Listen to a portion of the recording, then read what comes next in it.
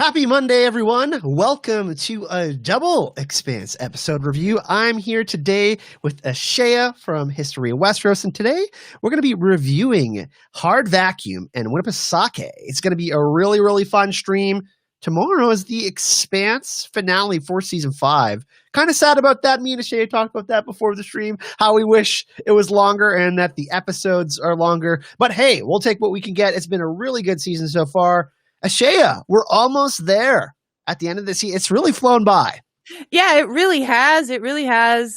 I'm reminded that I'm very glad that it was weekly. We would have been long done with this show, but instead we still have another episode tomorrow. So, yeah, it's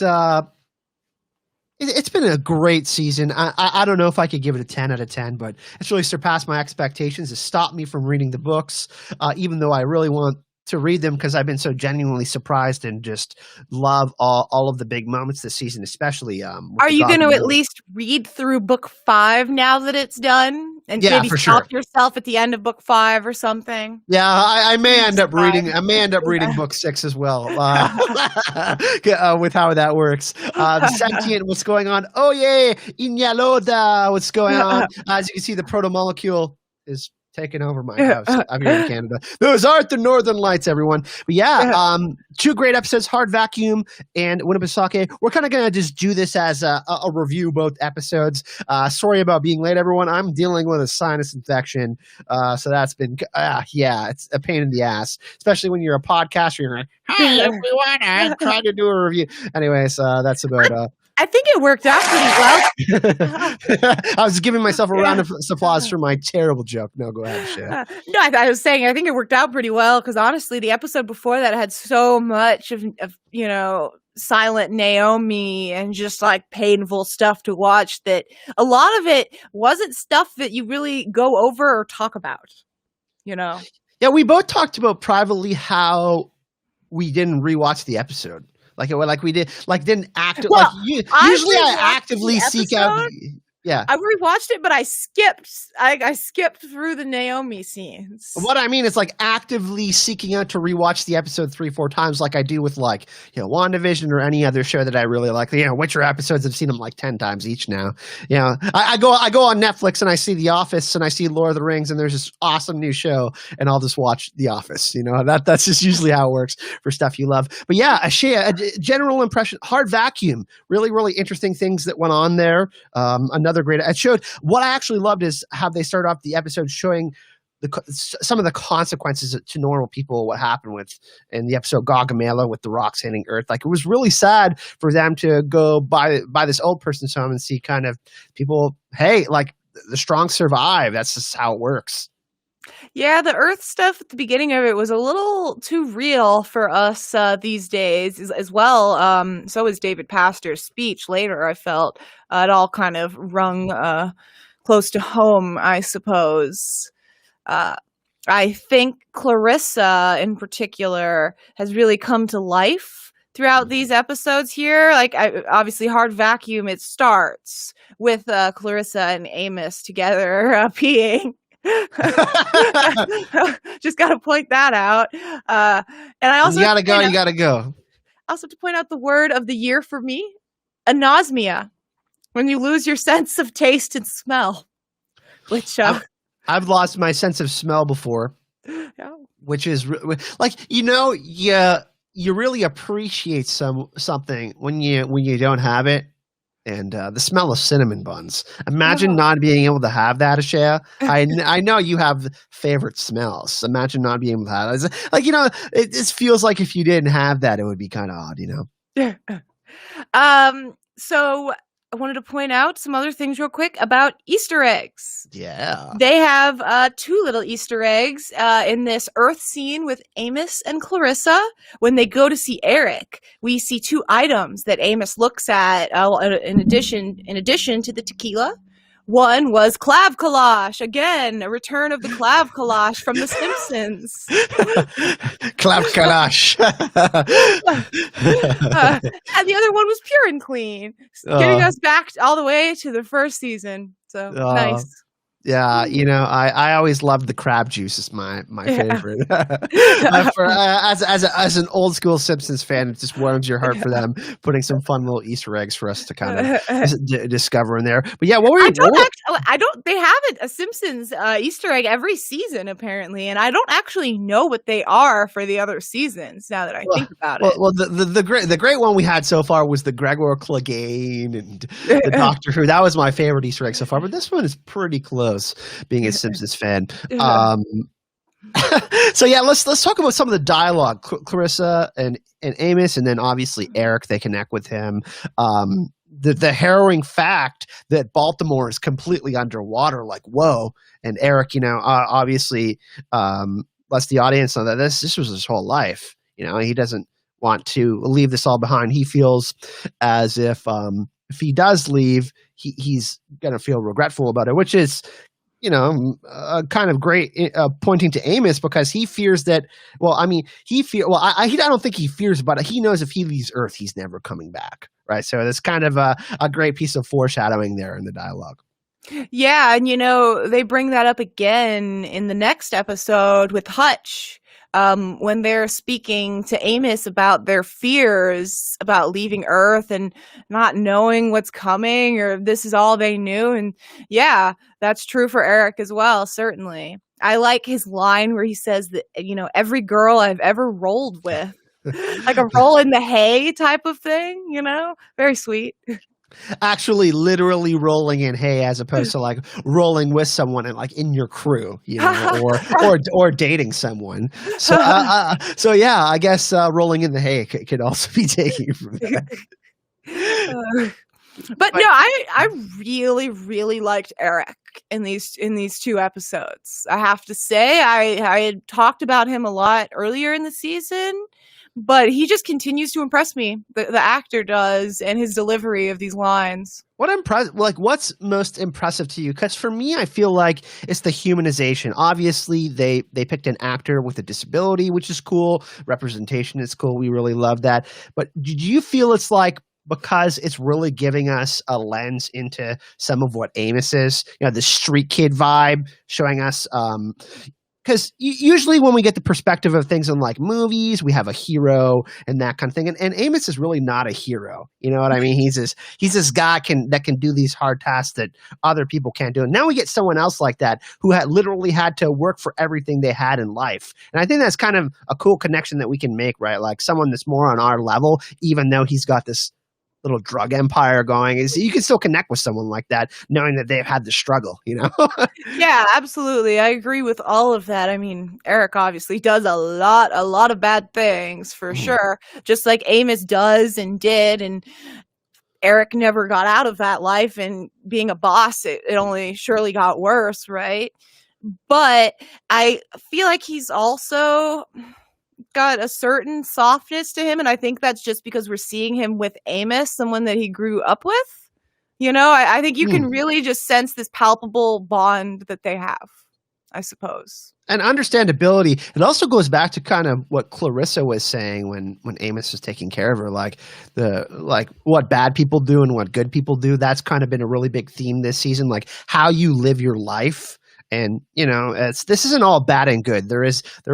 Well, I mean, there is obviously people committing evil acts, but in this situation, it's more just about survival. And that's kind of the core. Like, as a human, it's like, oh, okay, well, I need to survive in this situation. What the hell do I got to do? And if this is the best choice, I'm going to make that decision. And that's kind of, I think where most of these decisions are being made from. Yeah, and James S.A. Corey had a good little thread on basically Clarissa letting the pink water guys go, because a lot of people would say that's a mistake. They shouldn't have done that. They're just going to come back, et cetera, et cetera. But like she says, enough people have died for no reason. Give them a shot. They don't this doesn't have to descend into that. And she was wrong that they did come back, but she wasn't wrong that they had to just jump straight to shooting them. Yeah, like making that I get where you're coming from. Like making that decision to kill them then would have resulted in regret later on in all of their lives. Probably they probably would have thought back in that moment and say, "Hey, like could we have avoided that situation maybe?" But like then you do see kind of Eric's point of view. He's like, "Yeah, kill them." You know what I mean? Like just kill them. They're going to come back, and it turns out he's right. So you kind of see this duality, this battle going on, and I really love that. Yeah, and I think we as TV viewers are kind of conditioned to know that that's always a mistake, so to speak, that they're gonna come back. But again, even if they're gonna come back, that still doesn't mean you have to kill them before they've even fired a shot at you. Yeah, like in shows like The Walking Dead, for example, that specific TV trope. I agree with you. Yeah, this I really love the relation. I feel like Amos's and Clarissa's respect for each other has grown. Obviously, they have differences in how they view the world, and Clarissa has come pretty far. I think you know what I mean. Like showing a lot of empathy, considering she hasn't received a lot in return in her life. So she's shown a lot of maturity, I think. Yeah, I think towards the end of the season, thinking about everything, I think her and Avasarala have had two of the biggest character arcs, the biggest swings from where we first met them. Like the very first introduction. And I would need to think about it more, but just compared to being a murderer, like intent on revenge, like all that motivates you is revenge. And that's true for both of them. Like Avasarala was motivated by revenge too. And we're going to get into Avasarala a little bit later, but next, for sure. But she literally says in this episode, in Winnepesaukee, she says, I would have wanted to put Marco on the hooks, And that's when we first meet her. The first time we see Avasarala, she has a belter on the hooks. And that's what I'm saying. Like her and Clarissa, like their arcs, the growth that they've shown, I feel like there's a connection. Like obviously there's a common thread through each episode. You know what I mean? Like that can connect all of the characters and are experiencing some of the same emotions. And I agree with you. Like I feel like I put Avasarala down as my MVP again. Specifically because of the walkout moment, which we'll get into, but it does really show maturity. I mean, like it shows how hard it is to make decisions, but in the end, if you feel like that's going to haunt you, you can't do it. You know what I mean? And I feel like when you put your foot, especially for these two powerful women, and that's what's awesome about it too, them really putting their foot down. And Amos too, like I really love the fact that Amos is pretty hard-headed. He's pretty stubborn. The fact that he can listen to her and be like, oh, okay, I'm going to trust you. It's very hard for Amos to trust anyone, and for him to put his trust in her and like be like, oh, okay, I'm going to listen to you. Like, let's go with this. And I think that's a pretty big deal.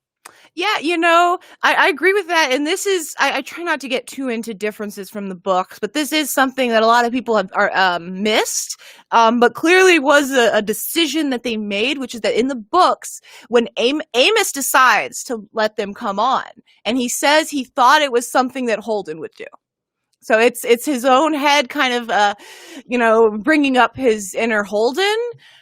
They decided not to go that way for better or worse, but I think it still communicates the same thing, which is that Amos is still trying to be good, trying to have like an angel on his shoulder. Yeah, and I mean, obviously Holden has had such a huge impact on him. They're buds. Come on, they're going to reconnect and go on another space adventure sooner than later. We all believe that. Yeah, here you thought that Amos would be off Earth already, well before this. Wow, you're being so rude already. No, just kidding. I want to do a few shout outs in chat. The Prince That Wasn't Promised, John Hagee, Buzz Nacho, Sentient, Dave, Doge. I'm just going to say Doge because I like Doge. Just G. Anyone else is listening, thanks. It is funny that he does mention that. He does think about Holden though, and like what kind of what would Holden do? Wearing a what would Holden do bracelet. Like what would Jesus do? It's kind of funny. So this whole plot line, this whole Earth stuff, it's all really interesting. But the main thing that I took out of it was that they showed Clarissa as a pilot. which has me hopeful, but Instead of Bull. You hate Bull. I love it. hate Bull. We'll get into that when we get to the Rocinante, but he just made me hate him again. But Clarissa, at first I thought, hey, maybe she could be a pilot, but there's two things about that. One, I would definitely be concerned about her health issues personally as a pilot. But two, Holden is not going to trust her immediately. Think about where he left off with her. She tried to murder the hell out of all of them. So, Ashea, we got Sentient in chat loves Bull. You're gonna have to get him. We'll talk about that too. There's definitely a Bull section in here. We have one every episode apparently that we talk about. But yeah, I thought I loved the fight scene. That was absolutely fantastic, and all of the different interactions with the community and Clarissa inviting people to come on the ship, like, hey, be here at this time. Like, I had a feeling that it was going to backfire in some sort of way because those people were grubbers. They were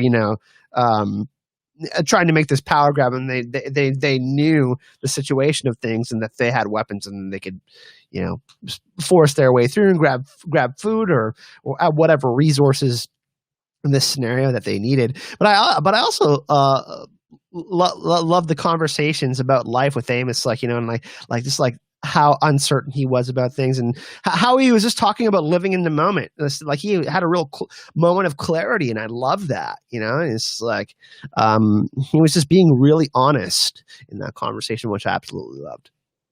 Yeah, that was a good moment between him and Hutch. Yeah, right. Hutch was I really like the character of Hutch. Seems like a genuinely good person in a super tough spot, like most people. Yeah.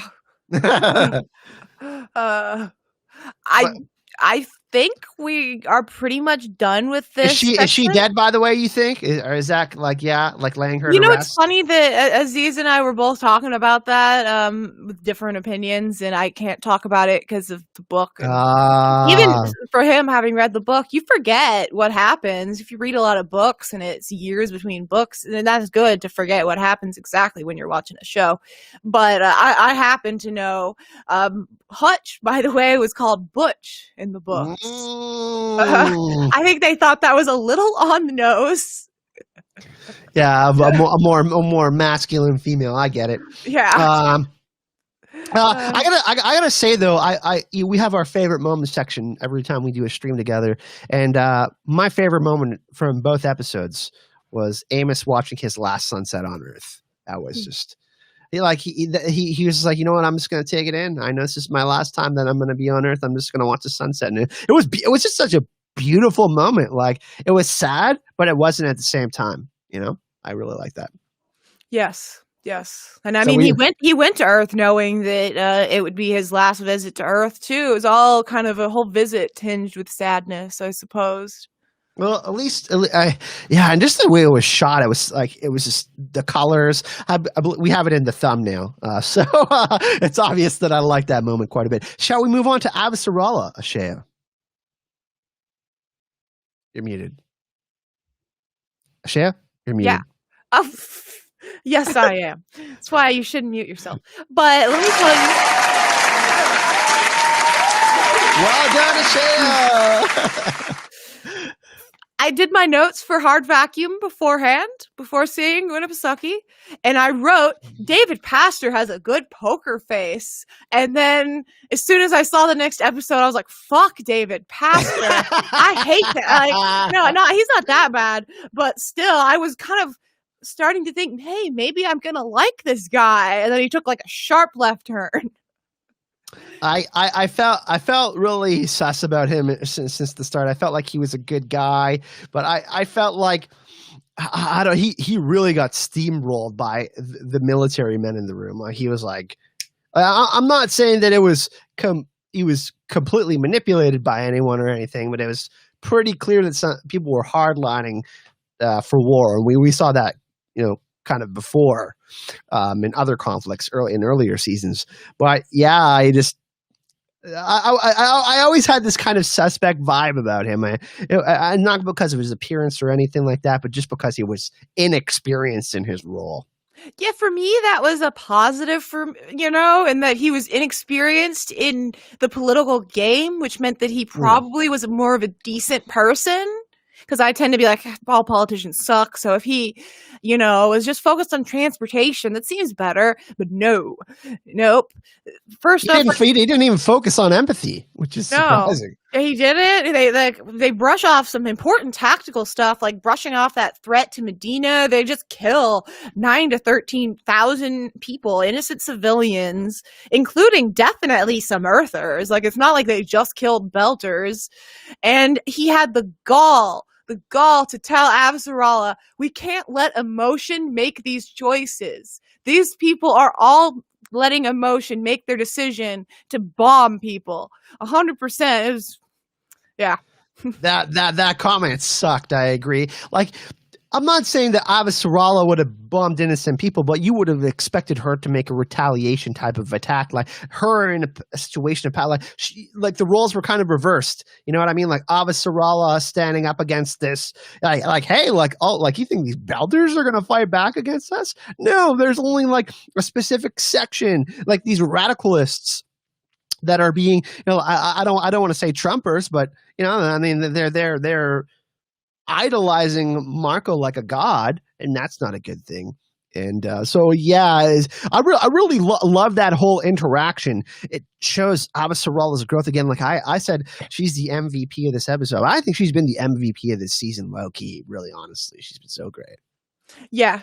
I think this episode is probably where things really culminated most for me, both because of her stepping away, of her getting power again, but also her, having some closure with Arjun, where she puts the poem up into that very sad list of names. And I'll read it for you. It's weird. They cut it off before the last line, but it's Arjun's poem, which was a haiku, which is very nice. If life transcends death, then I will seek for you there. If not, then there too. So very sweet, very sad. I was bawling at that. That was a really, really sad moment. I absolutely, it was. I think we knew it was coming at some point, but just the way they did justice to Arjun, obviously, and just seeing the tower of names, that was really sad too. Because you see how many people who were working on Luna, or just in general who were in service to Earth, just died. That's just a super sad thing. Yeah. A lot of Easter eggs there too, by the way. A bunch of the crew had their names up there. They all died in the attack on Earth, apparently. Yes, I know some of the people who work on the show behind the scenes had their names in there as like a fun Easter egg, so they were posting about it on Twitter, and that was really cool, getting some fun interactions. But yeah, it was just cool. And then Asheo, we get the moment of the people walking out with Avasarala, but also reaching out to her and saying, "Hey, if there was a vote, you're a woman to lead." And I think we talked about this earlier in the season that, a few episodes ago, that this was a possibility. And I think they're in a better position than they would be if they were with Pastor. That's for sure. At least Avasarala knows what's going on behind the scenes. She's connected to Holden. She knows what's going on at the protomolecule. She's talked to Drummer. She knows what's going on to Fred Johnson. Shares a connection to those people, even though she might not agree with the Belters. She still knows the Belters. She has her finger on the pulse of everything that's going on in the solar system. So I think that's really important. Yeah, I already have so much respect for Avasarala, but imagine going through all of that, just from her husband to seeing the devastation to, the political upheaval, and still deciding to take that upon yourself, because that's just about the hardest job in the system. Impossible job at the most impossible time. So yeah, that is quite something she's taken on her that we'll see play out in season 6. We have the mention of Queen multiple times this season with Avasarala. Yeah, I'm sure you loved that. I for people that don't know, I've literally met Xiaorui in person at DragonCon, and I've interacted with her on Instagram and Twitter. I've chatted with her a couple times, actually. Not like super I'm pretty sure you bring that up every other episode. because you just love her so much. But she is. She's the one. Why you gotta do me like that, Ashea? Let me have my fun. But no, Avasarala is the once and future queen. True indeed. So, by the way, I think it's funny that Delgado was the one that caused that whole strike. Oh man, I didn't expect that at all. Yeah, and then Pastor was out and Delgado is still in favor on the cabinet. But no, I definitely didn't expect that, but it kind of makes sense to me that, I mean, one, he's military minded in the first place, but two, he felt so at fault for it, that we talked about guilt a few episodes. I said Drummer was gonna. I specifically mentioned Delgado and Drummer as feeling the most responsible because Delgado ended up siding with all of the other military minds that said, "Hey, this is not some space rock that's being stealth tacked or whatever." And it was really interesting too. And what I actually loved about it, even though I disagree with Delgado's take on everything, you can clearly see how hurt he is by everything that's happened. Like, even though he hasn't lost a wife, like, or a husband, like Avasarala has a husband. I mean, but like, he hasn't lost someone like that per se. He still feels the loss of humanity. And for Avasarala to still be sitting there and still want him on her cabinet shows her maturity, saying, "Hey, listen, that decision, emotions get the better of us many a time, but I still need you. You're experienced. I know you know things. I know that that you could help me get us through this." And he's like, "No, man, I want to kill Marco and Naros. I want to be that guy." Yeah, which was a good line because it made me think about how many people in the system are thinking the same exact thing. Someone's going to kill Marco and Naros, and I'd really like for it to be me. And I'm sure you as well, Kyle.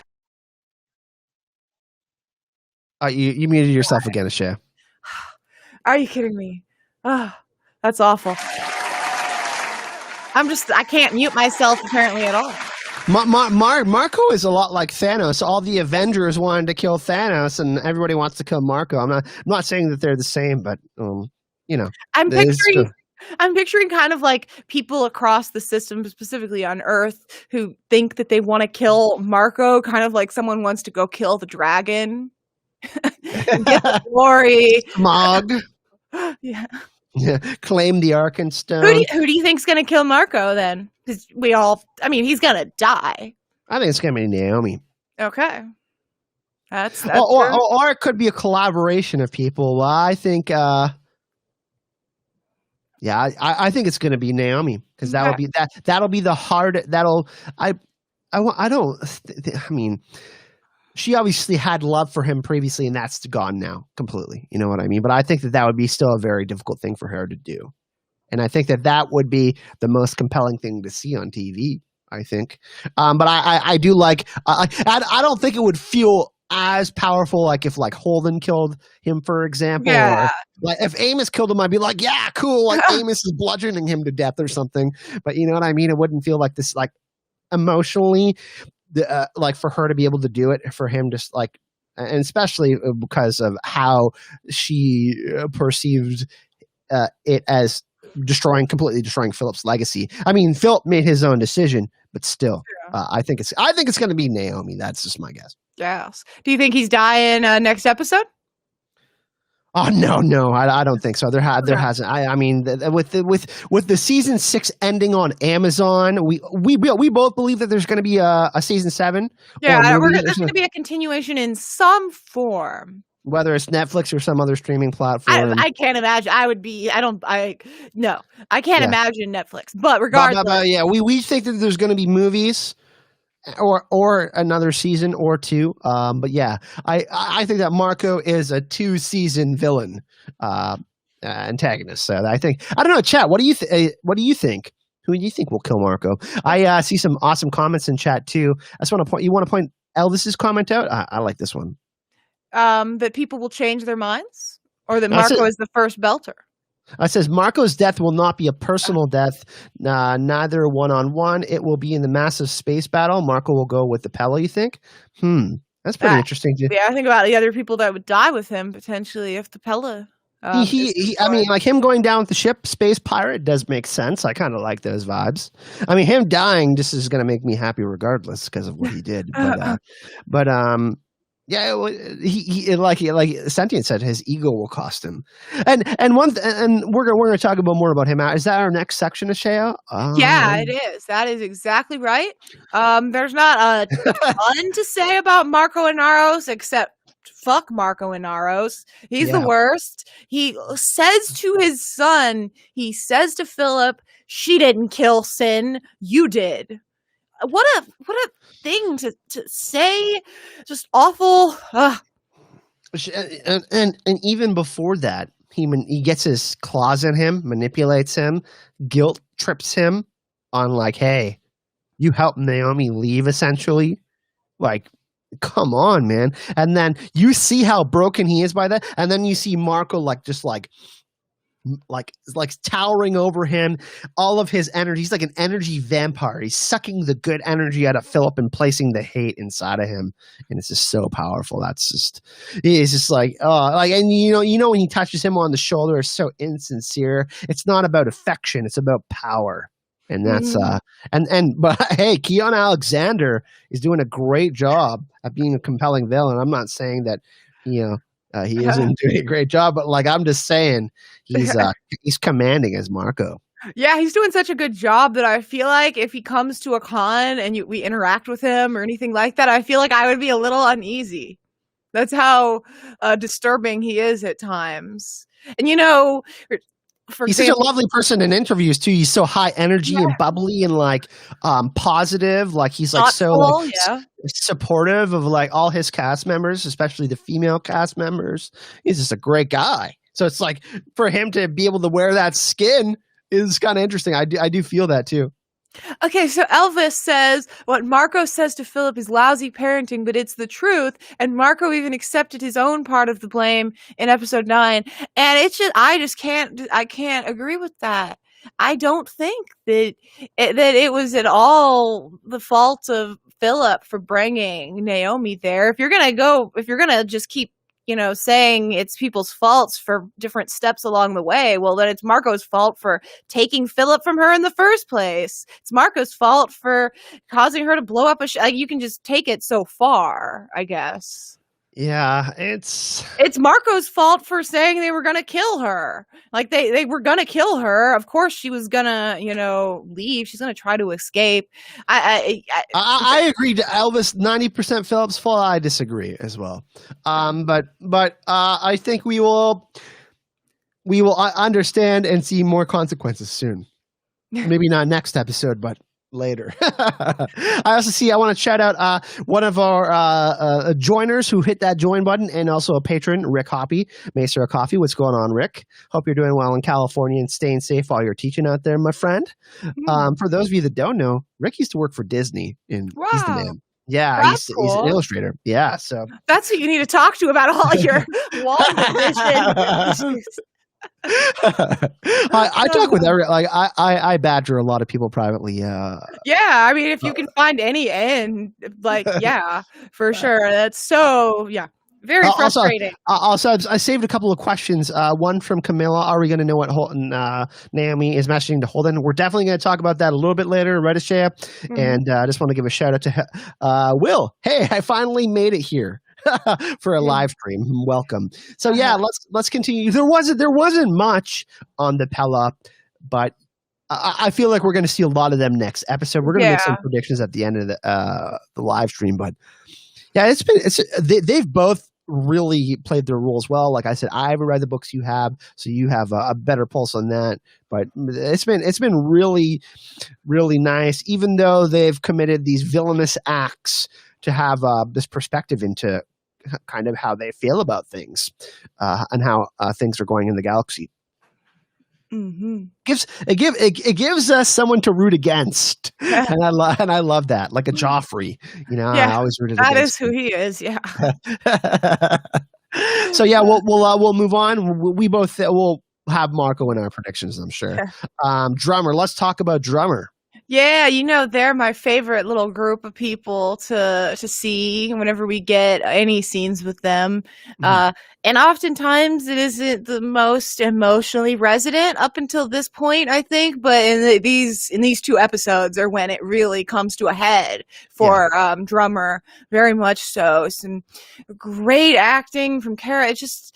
Oh, this was a really good plot line for the Polyam Belter fam, who showed a lot about their personalities, I think, in these scenes, which is hard to do because that's a lot of people to grow.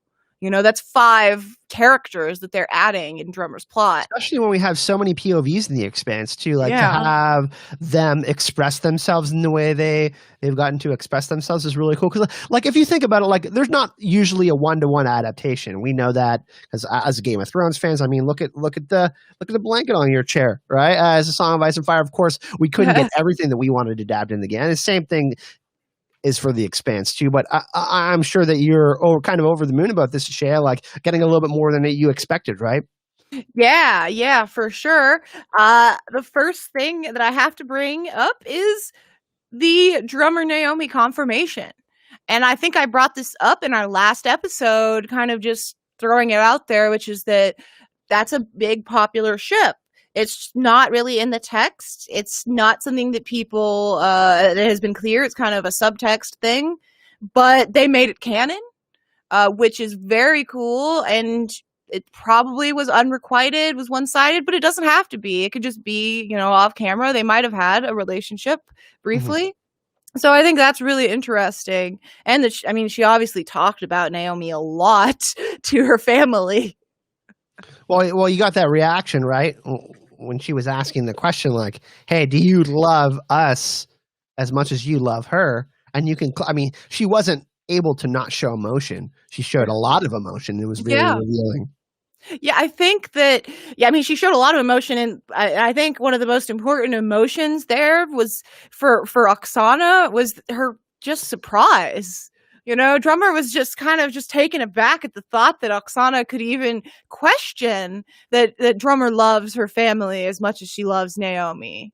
And that maybe concerned that she would feel that way, etc. This I really felt like this conversation between Drummer and Oksana was really had a lot of weight to it.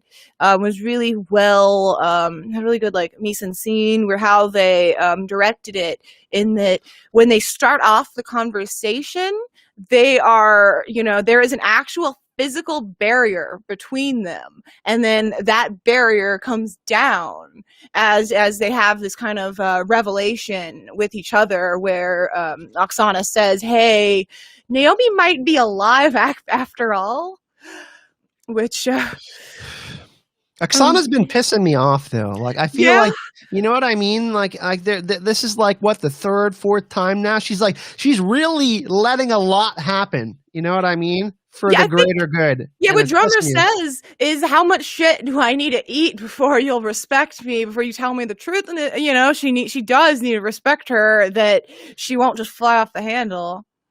And that was actually I didn't put it in my favorite quotes. I think did you put that in there? I think you might No, have. But that mm, was my favorite quote. The eat shit, because Drummer was pissed. She's like, "Listen, like Ashford, you're not. Are you gonna just forget about that? That's our homie.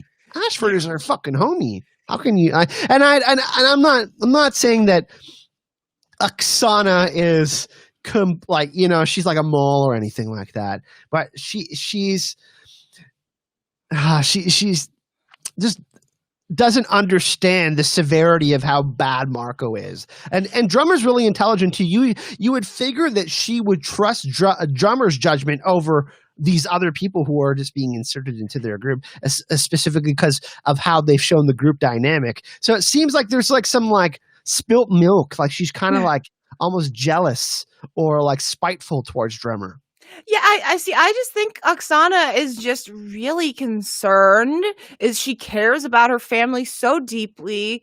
She doesn't want to lose them. Like, she's the mom of them all, essentially.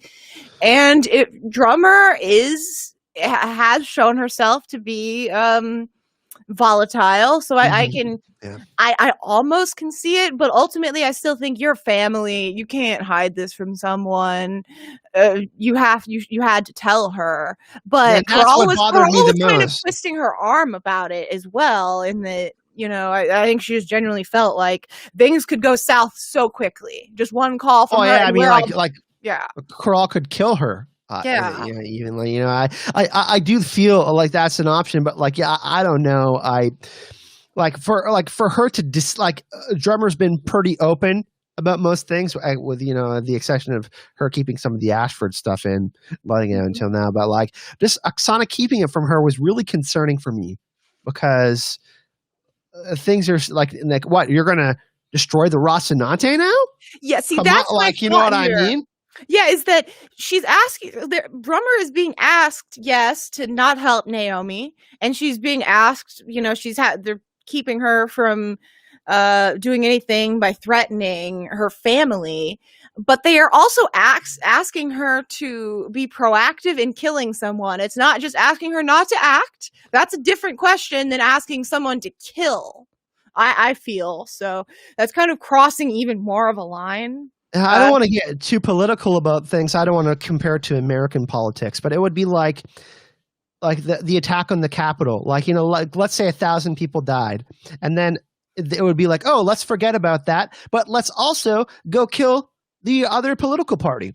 How about yeah. that's what it feels like? You know what I mean? It's like, okay, Marco just committed genocide, and now you're joining together because Belters have been oppressed, but now you want to kill Naomi's partner and people who have been trying to be helpful to the Belters. Like Yeah. that is like, okay, like there isn't a limit to what Marco and Corral and these people will do. You know what I mean? Like it's like, okay, this was one thing, and then now they're taking another. Like what's beyond the Rocinante?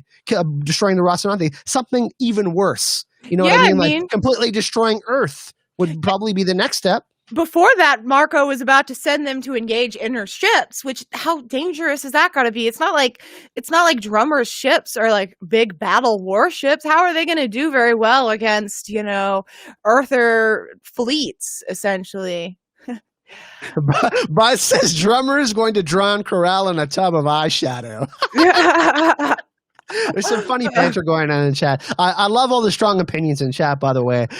Just It's because we gonna be disagree. it's gonna be a battle between Drummer's eyeshadow and Corral's lipstick. That's Yeah, a fierce look, I have to say. Corral is like infuriating, but she looks so badass, truly. yeah, yeah. She's doing a good job because she's super annoying. That's when you know an actor and actress is doing a good job. You're like, I just feel like holy crap, like Oksana. There's going to be something that's going to be like, okay, this is a step too far. I just don't know what that is though. And Drummer is locked up. Like the second Drummer isn't locked up though. Next time, I think something's going down. Like I don't think she's not going to not deal with Corral and what's going on, because dealing with the like Naomi and their friendship and like what she means to the belt. Like she saved a lot of Belters. People forget that. You can't just forget that. And just because she's fraternized with Earthers doesn't mean Yeah. she's not a Belter. You know what I mean? Yeah, I And mean, yeah. we Sorry. brought it up earlier, just that like Naomi would be pretty damn famous. They know that she's a famous belter who's done some amazing things. So yes, I agree. We see Amy Blackfire in chat. Yeah. Elvis says Drummer fired a torpedo on the Rossi before when she removed Naomi from the command bridge. Drummer will do it if she finds it necessary. Are you Yeah, talking?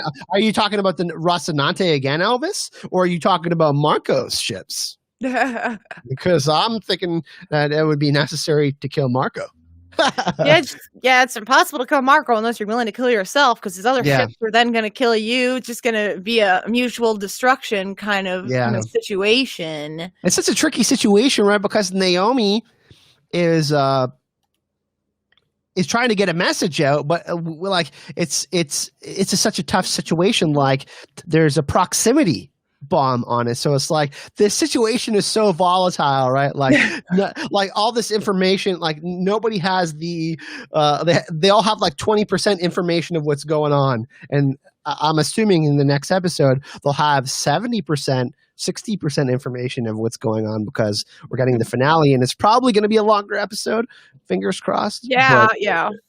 But yeah, it's just such an interesting scenario. Drummer has, and Kara G, by the way, for those of you that don't know, that very powerful scene where she was talking about how much shit she had to eat, she was 8 months pregnant when she filmed that scene. So for her to have to take on those emotions, those stresses, even though it's fictional, it's a story, I still think that's an amazing feat. She did such a great job, and just round of applause, Kara G. But yeah, when she's like screaming there, drunk with her eyeshadow kind of messed up, it's just so visceral and just so real. I feel like that's honestly probably something that might be triggering to certain people, like friends that I know who have alcohol problems. Like as soon as I watched that, I felt like that was just too accurate to how some of them would react to news. So that. Yeah, I really feel for her there. And in general, with this group, I'm really concerned that they're all just going to break up. But I also like that they're bickering, right? A family does that. Sometimes, like in a situation like this causes a lot of tension. So much tension. Of course, every little thing is going to have them on edge. And so the thing that matters is that they care. About and they do. I think we still see that even when things are tense. And we got that really lovely, that really nice light scene of them drinking the water bubbles, which was just so cute. I loved it. The CGI probably won't hold up long term on that, I don't think, but it was really nice. Do we have more to talk about in this situation, this section that you want to talk about? Because there's an awesome section, awesome question in chat actually, or just comment. Oh, I can't believe we only have one more episode. I think it will come out that Marcus is working with the Martians and doesn't care about the bell. And I kind of wanted to reference the Martian part of that because we spoke about that, how we thought, obviously there was going to be, it's possible that there's still a bigger payoff in the next episode with it, but I think we both think that that's probably going to be pushed into next season. We both think that season 7 or movies is going to be a thing, and that this Martian plotline could be stretched out longer because we know that that Marco is going to kind of be the main thing that they're focusing on, even though the Martians are supplying them with tech and stuff like that. Yeah. So we have another short little interlude of the Razorback.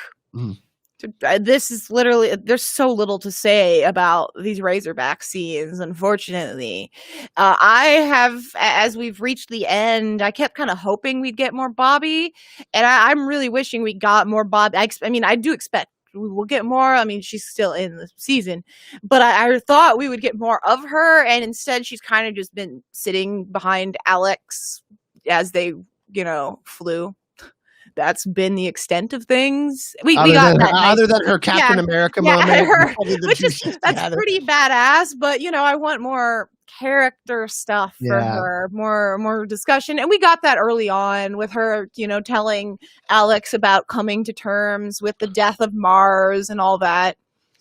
Holden and both Bobby and Alex and them haven't had a lot in the past couple of episodes, so I think that they're obviously going to have bigger parts in the finale. I think we both think that usually episodes are 45 minutes. I think we'll get an hour, maybe 70 minutes. Usually that's how long the runtime is for the finales. Usually, Ishaya, they're usually a little bit longer, like 65 minutes or something like that. So I think we're hopeful, and I know chat's crossing their fingers too, because that'll mean more POVs, more time for each POV. Because it's hard to imagine them like some of them, coming back together. Think about Amos, just how far some of them are. I feel like you'll definitely see Amos and Avasarala. And you'll definitely see the Naomi, Holden, Razorback, all the drummer stuff reach a culminating point. But Amos and the rest of the Rossi crew being reunited, I don't expect us to see much of that at all. Yeah, they're pretty far. We talked about the possibility of Amos not even leaving Earth for. I thought he was going to leave Earth and hook up with the crew by episode 9. I said, but obviously I was wrong about that. But that's okay. As an unsullied, a non-book reader, well, a non book 5 reader. Yeah. So I've actually enjoyed it because I think that they're like the fact that this organized group, the structure, this government, that's trying to pave the way for humanity's future is doing this is obviously something that corruption high up in the ranks. You don't want that to be happening, especially if there's if they supplied a radical belter who just threw asteroids at Earth. That's a pretty big deal, and Mars. So there's got to be repercussions for that. Yeah. This is a good place for me to point out. I think part of my thoughts on this Martian plotline, and something that if they had included, you would have liked it, is that there is a Martian plotline that has to do with Alex and Bobby that is actually featured. Not to spoil you, because you are going to read book 5. Other people will hopefully read book 5. But there is a large plot line cut out, and I haven't brought that up yet. But I think that has impacted my thoughts on this plot line, because it kind of just felt like a loss of a really interesting story. Yeah, it's so hard because this season's been so good, Asheo. It's been like a 9 out of 10 for me. It's really hard for me to... Yeah, I would say 10 out of 10 if we had got more episodes, but it is what it is, and we're at this point now where we've had some MVP performances, from Naomi, which we're going to get to in just a minute. Are we going to talk about the Rocinante stuff now? Because I think we should really sink our teeth into the Naomi stuff and kind of then give our prediction for I think the finale. Yeah, I would agree. This is my chance to say my piece about Bull, and I'll give him his credit, okay? And I won't hopefully have to bring him up again. Which is just you know what's so funny about this is like you think this might be like an act for the live stream or something like that, but she does this privately. We're chatting privately like this too on camera, and I'm like laughing about it because when we talk privately, she hates Bull so much. Oh my god. Okay, so he says to Holden, he says to Monica, he's like, I'm not doing this just to save his girlfriend. As that just it's so frustrating to me. But and this is where I want to give Bull credit. I can really relate to that personally, and I think the viewer can as well. We aren't all necessarily the hero, and I wouldn't really want to sacrifice my life for someone I don't even know, let alone someone I know. I don't know that I would die for them, Mm-hmm. So I can kind of understand, but because these are our heroes in the show, it pisses me off. And Holden has some really good expressions at like the things he says. His like face just turns at him, and he's like, "This is my ship." Yeah, when he said just to save his girlfriend, I love that. Like, bitch, what did you just say to me? I laugh at that because Holden can make that salty like. Like he can do like the what the hell did you just say face. Great. Yeah, he really does. And Monica, she didn't have really anything to do with this episode, but just like as she learned some information, I felt like you could really see her thinking. Like you could see the gears turning as little bits were coming in. I'm going to make a prediction here. I feel like she's going to make an integral because she was kind of on the fence about the message, like Bull, and Holden was like, "Well, this is my Naomi." You know what I mean? Like, there's something more to this. As Holden's is, he's just intelligent. He's been in so many situations like this, but I feel like she's so smart and she's really intuitive. And I feel like she could, like. If they get another piece of information, she's going to come up with some sort of plan or some sort of she's going to say something defining and something that's really going to help kind of turned the tide. I don't know. I feel like she still hasn't had her big moment yet, is what I'm saying. Yes. I think we have a couple things in the chat. Yeah, let's bring them up. Where Elvis said there's 20 people on the Rossi. Naomi is not more important than them. Holden as a captain should know that, and then he would be a real hero. And I do agree with that, which is what I was getting at with Bull, which is that, yeah, you kind of have to recognize that, but people aren't just that even keeled, I guess. He's not just going to look at things super logically like that. He's going to look at it about, that's the person he's in love with. But I don't think there's 20 people on the Rossi just as well. I'm pretty sure they have still a small crew. They didn't skeleton crew, maybe. Yeah, I don't think they super loaded up. We know that they have Bull, Monica, Holden, Laveau, and Tycho Engineer, which again, why did they not give, you saw that in the X-ray. Yeah, I'm like, why did they not give her a name? Like everyone in the cabinet at the table, for example, on Earth, they all have a name in X-ray. I love looking at X-ray. But somehow Tycho Engineer doesn't. Anyways, I don't think there are 20 people, but regardless, there are enough people that aren't just signing away their rights to live. It's more than just Bull, is what I get. Yeah, like Laveau and Tycho Engineer have not chimed in and said, "Yeah, I'm willing to die." It's not like really something you're like laughing about death, but yeah, it's just the way you're framing it. But I mean, I am trying to frame it humorously, but I have to give Bull credit throughout all of this, and that it's very, very relatable, even if he's a realist. He's cautious, and that's not a bad thing. Yeah. He is experienced, and the thing is that Holden still considers what he has to say as important, which is good. Holden has matured in that way where he's not so impulsive, and he's listening to what everyone has to say, and still can make a decision on his own despite other voices in the room. But yeah, I love the chat. Today. It's been really fiery. Bull is a no nonsense veteran. Yeah, that's kind of how I think of him. You know what I mean? Yeah, and I just don't like no nonsense veterans. I want some nonsense. You want some empathy? You want more empathy from him? Yeah, I want more empathy. I want less gruffness. Yeah. Basically, and what I was getting into, I kind of talked about this on Twitter with someone, which is kind of why I'm anti-Bull, anti-him as a pilot, which is we have a lot of characters already, and if we only have one season for a while, I just don't really want to see his character get built from the ground up. In the last season, I would rather see the characters we know and love get more character depth. Like, for example, if Amos were to rejoin the Rossi, he shares a pretty strong connection to Clarissa. They are now building their relationship, whatever that is, as a friendship or more, whatever. There's a strong connection there, and you kind of feel like it's a little bit out of place, is what you're saying. Yeah, so I would prefer to see that. Although, again, putting a square in a triangle puzzle piece. Yeah. And in retrospect, I do think that it would be very unlikely for Holden to really ever let Clarissa be the pilot. Just I don't think there's coming back from that for Holden. Yeah. Maybe they would do it just because they don't have a lot of other choices and it's not that crazy. So maybe they would just go that way. But like whoever is going to be the pilot it's like the Rossi. Okay, it's the Rossi. Okay, we all associate love for the Rossi. That's our crew. But we got to associate someone that at least has some sort of charisma or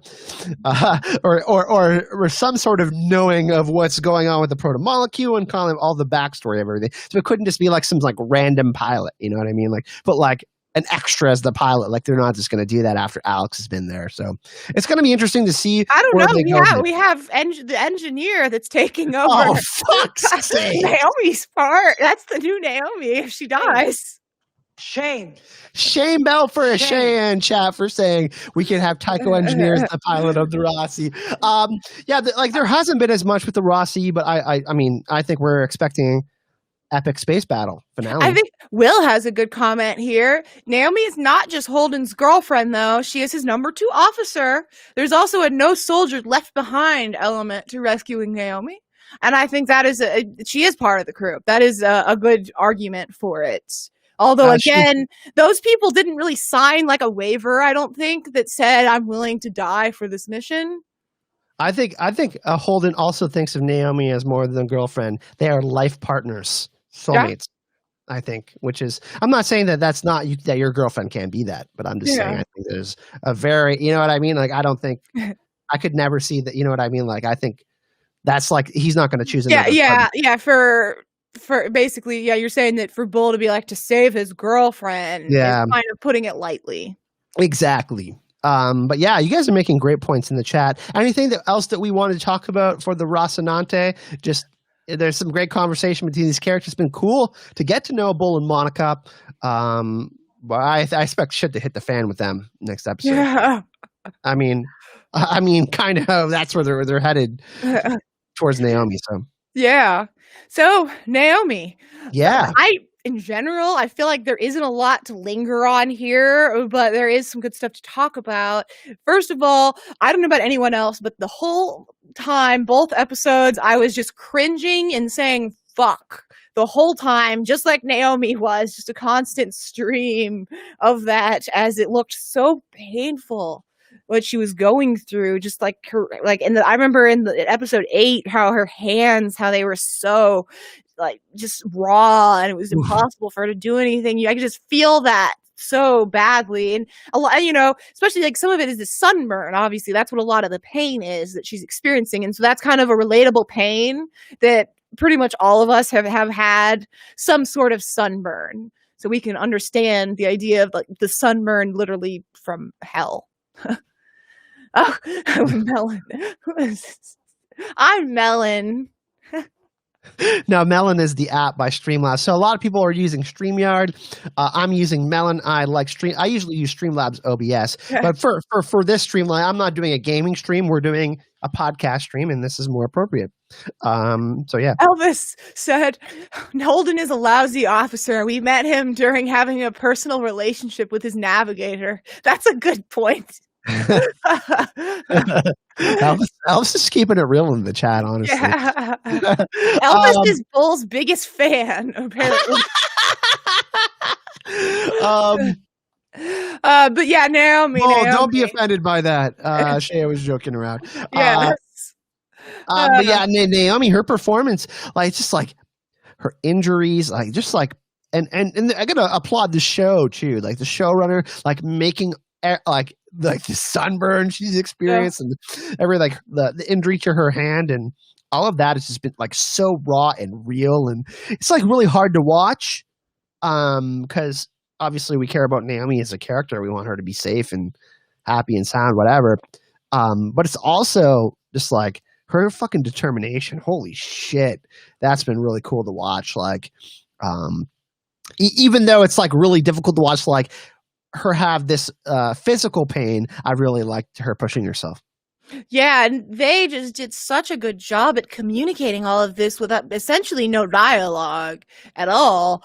And yet they really, at least for me, and for most people I've seen chatting about it, they understood what her thought process was, what she was trying to do. It wasn't, they weren't just totally lost, totally confused. I did want to mention something that I didn't understand. Oh my God, the chat. I'm putting them in horny jail. Getting to know the crew. Holden was being hands-on. Oh my God, horny jail chat. Bonk. Okay, go ahead. Sorry, Shay. That's a stream of horny chat members. Come on. I was just saying. Oh my God, sentient 101 mentoring. Come on. But no, I was saying that I think they did a very good job at communicating this. It's very difficult. One thing that I didn't quite understand immediately, but the after show helped me out, which was Naomi scratching when she was counting the tally marks, Yeah. I didn't really quite understand that. I was like, okay, this is just in case she like kind of gets foggy minded and needs to know where she is. But no, specifically she lets out some air every time she goes in there. And so she's calculated how much air she's losing. And so she knows exactly essentially how many times she has to do this. And what's cool about it is the ship is like acting as a prison for her. This is often what people do to count days in prison. This is like a common trope in movies and television. Yeah, so that's what I thought, kind of. Yeah, but in fact, it was for a greater reason. Yeah, so I thought that was cool too, because it really showed like, hey, like she's putting such a mental and physical strain on herself. Like that's a lot of attempts. Like I'd probably be dead. Like I'm in no shape to do that. You know what I mean? Yeah. For sure. I've eaten too many cheeseburgers to survive something like that. Okay.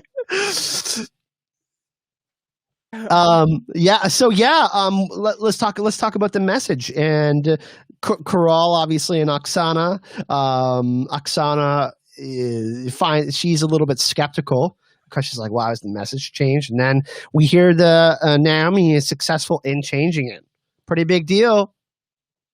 Yeah. What do you think about that, Ashaya? I think that the end of episode 8, when finally it goes through and the message is changed and they play it throughout the credits, that was such a moment, that just the repeating message constantly of, this is Naomi Nagata. Tell James Holden I am in control. And just the fact that it was not even just the same. It was kind of, what was it, like every 5 times it kind of changed a little. I don't know. It was chilling, honestly. Yeah, like in control, as I'm in the control room on this ship. That's kind of how I understood it as. I don't know for you, Ashaya and chat, but that's kind of like what at least how I deciphered it, and how I think Holden might be thinking of it as well. As like, why is the word in specifically? Yeah. Like, and Naomi is in that ship. I think that's a possibility that he's thinking about, maybe, or maybe hasn't thought of yet, but could soon. And why? And then obviously to think of the reason why she would be in that ship, being lured into a trap. The Rocinante has been lured into traps before. Yeah, that's true, including by Clarissa herself. Yeah. That little one little bit of acting I want to highlight in this Naomi sequence, which is when she sees the name Screaming Firehawk, on the display, and she laughs at it, like just in this kind of joyful moment, and then realizes it is coming for her, and she just kind of collapses, just kind of crumples up into this grief for a moment as she realizes her efforts have not succeeded thus far. Oh man, just seeing how like this, like her crying and knowing that it possibly could be the end of all of her friends. Like, she doesn't know exactly who is on the Rocinante, right? Like she doesn't know all the members that are on there, but she knows that Holden is on there, and that's a big thing.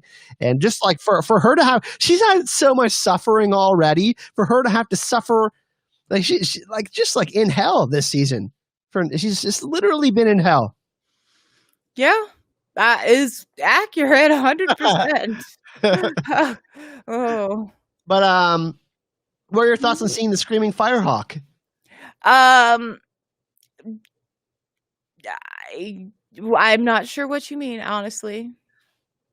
The on the LED screen? Yeah, I expressed my thoughts on that, which is that Naomi sees it and realizes that that's devastating. I hope that the Razorback doesn't get exploded with the Rocinante. I like, by the way, that we're just still calling it the Razorback. It can't be anything but the Razorback. I don't care. I've never once, like, I'll tell you, in our document, every time I write like the top, what the subject is, and I've always written Razorback. I've never considered writing Screaming Firehawk. So yeah, there's just a few comments just on the message. Amy says, "Where is it? I was pulling my hair out." She says the message playing over and over made her like anxious, and that's what it's making me too. It's like making me anxious because like I want the people who are heading into this dangerous situation to hear it. And it's like, we've had this for 2 episodes now, and it's like, oh, we know we're going to see the resolution of it in episode 10, but like waiting for it, it's like, oh, it makes it feel like way longer, you know? So I get that sentiment, a sentiment of how you feel. Elvis says the altered message only made it worse. Sometimes nothing is the best thing to do. I kind of agree with that. Actually, I do. I kind of thought the same thing, that it just confused things. I don't know if it made it worse, but it made it the same. I don't think she made it. Like, I think that changing the message definitely raised him. Like, Holden is super intelligent, so I think he's gonna. I mean, I'm not saying plot armor, but I'm just saying Holden could sleuth it out. He's smart. Monica can sleuth it out too. Let me say, she had some questions about the fact that it had changed immediately. She was questioning that, and I don't expect her to figure it out or anything. But I'm clearly a Monica fan at this point. So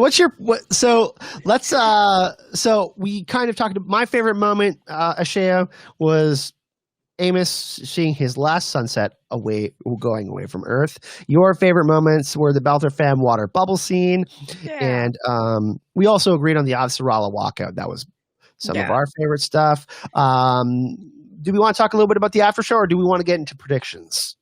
I want to bring up the after show, just the couple quotes, I guess, as well, which were from our favorite scenes, really.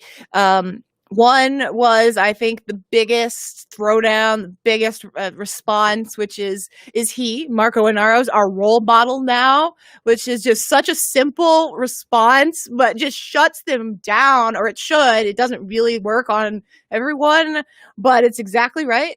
And apparently that line was written by Daniel Abraham himself. Hell yeah. And my favorite quote from both episodes, I think, was from Clarissa when she says this: maybe just being people who need help is enough. If we decided to include everyone in our tribe without demanding that they prove we need them, maybe people wouldn't have thrown rocks at us in the first place. And that is so true for today. It is very, especially on the internet. But yeah, it's a very resonant message, especially just I feel like it's something the creators and all that would agree with, and that they communicate in the books and the show, which is we gotta take care of our people. You know, which is, I mean, the Belters, again, for example, we're just treating them awfully, even here, you know, in the US and other countries and so-called first world countries. That's why they have basic, you know, for example, on Earth in the Expanse, and even that, they're not really, they bring it up. Nancy Gao brings it up when they're talking about how things aren't that equal. I don't know. It really made me think a lot about today. Made me think a lot about the world of the Expanse. Yeah, it's the theme of tribalism has been really strong this season, and I think it's been executed in an excellent way. We had, of course, an episode called Tribes, which is one of my favorite episodes of this season, which focus on some of the great stuff that Clarissa and Amos have got to do this season. But yeah, just overall, I think we agree pretty much on the quotes and the dialogue, and it's been a great season so far, Shea. 9 episodes, 9 awesome episodes. We've got 1 episode left. So after show, probably a bunch of you are watching the after show, but if you're not, and I'll go over the highlights for me. Let's do it. The mansion was in the good place. How neat. That's cool. It's in a very different context here, considering it's snowy and there's guns going off everywhere. So very unrecognizable. That's the magic of film, really. But it was cool to learn. And this was my favorite little thing that I learned in all the after show, which is, you remember when Clarissa attacks the prepper, that doomsday prepper dude that they have to, that she kills. And you remember how there's like this sound? It sounds like a tiger, like a large cat, like a wild cat. That's actually Nadine Nicole making that sound. Like she made that. Yeah, that. Ooh. So that was nice. And in general, the after shows are really nice to learn about production. Little things like how they write lines for ADR, the automated dialogue, replacement, how they add that later. And so that's just kind of cool stuff. I personally like seeing that. And if you guys are interested in more of that, they're launching their own YouTube channel podcast called Ty and That Guy, like the after show, and they're going to go back all the way to season 1, episode 1. So that's pretty cool. So in between the break in between season 5 and 6, also Ty and That Guy, I believe, joined the same Facebook group that we're on, or got added to it at least. So that's cool. And Eric is also in that group. So that's a great group where people have awesome discussions on the Expanse. Yeah. But yeah, go watch the after show. It's great. They're about a half an hour each. And they're pretty easy. The last two had Daniel Abraham and then Nadine Nicole, who plays Clarissa. They've had a good mixture of different people, crew and Keon Alexander. They've had Dominique. Obviously Dominique. They've had Shorey. They had Kara. Steven. Anyways, people pretty much all the mains. Pretty much all the mains. And then like a director, a writer, some stuff like that. Showrunner. Sharon. Yeah, I hopefully, hopefully they get. I'm assuming that throughout the coverage of season 1 on, that they will still get guests. So that'll be pretty neat, assuming that they do. Had Thomas Jane on too, who directed an episode this season, so that's cool. Mm-hmm. And seeing him come back. So the fact that you mentioned that they're going back, they can bring people who are previously on the Expanse and kind of talk about, if a character had a bigger role in a specific episode, they could bring that character back, stuff like that. And yeah, it's just super cool. It's just super cool that they're doing it, because I think it's been really well received, and just anything that creates more of a conversation on the Expanse. Best sci-fi show on TV other than The Mandalorian. Yeah. We could argue about that all the time, but for me, it's hard. The line of sci-fi and space fantasy. I know. I knew this was where. Yeah, I'm just saying, whatever. It makes it easier to delineate between things if you just really chop it up. Star Wars is Star Wars. Yeah, I know. It has magic. I know. Star Wars is its own genre. Is what it will be. It's what I think. I also said it because I know most people in chat would probably say The Expanse. Yes, that's true. And say, that Mando isn't real sci-fi. Anyways, I just wanted to rile you guys up a little bit on you. Any predictions for the finale? I know you've read the books, Ashaya, so it's going to be kind of hard for you to make a prediction. But yeah, my prediction, other than it will be awesome. I'm good because the drummer stuff is not in the book, so that's really just nothing that I know about. So I'll predict something there. I'm going to predict that Corral will finally be killed. I've been predicting that for 3 episodes. Yeah. Corral will die this episode or this episode. You know what, Ashay? I'll predict the same thing. How about that? And I'll finally get it right. Someone said that she was going to get spaced. I really like that idea. That's true. Yeah, that would be a good. Because Ashford was spaced. That'd be some good retribution, I think. Yeah. Just on the subject of Corral real quick, she brings up that Naomi was died, but so obviously she's in communication with the Pella, and someone told her that. I'm assuming she found out about Cyn too, and they had to be close. So that we don't see that. I don't really care about seeing that much, but I do wonder how much that's on her mind, weighing on her. Whew, yeah, I do have some sympathy for Corral on that point. If she really cared for Cyn, anyone's death is sad. Yeah, I liked Cyn until I found out what I did about him. Yeah, that's a good point too. I don't really. I can't say that. Hey, Amos is going to show up in the middle of a fight, a giant space battle. I don't know. I'm going to go out on a limb and say, hopefully Bobby does something badass. Okay. I don't know if people are going to be boarding each other's ships. We might have some chase scenes, which I think we're going to get some sort of space battle. It'll be interesting to see what happens because I felt like the whole Tycho stuff was awesome, and we haven't had a ton of that since then. We've had obviously Holden and the Rossi outrunning all of those missiles, and we've had Screaming Firehawk, Razorback, evade some trouble. So I'm gonna say that Naomi's gonna be saved by Holden in the next episode somehow, and that they will be reunited. I don't know if that's much of a prediction, but Okay, yeah. I think that's one major thing I think is going to happen. But okay, so you are predicting though that it will be Holden that saves her. I think so. Yeah. Okay. Cool. Either him or Drummer. There's three choices, strictly speaking. There's three ships near her.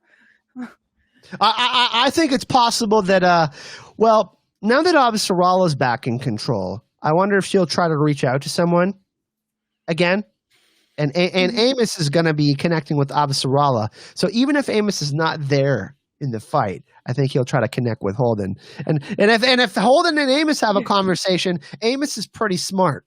So I think that, yeah.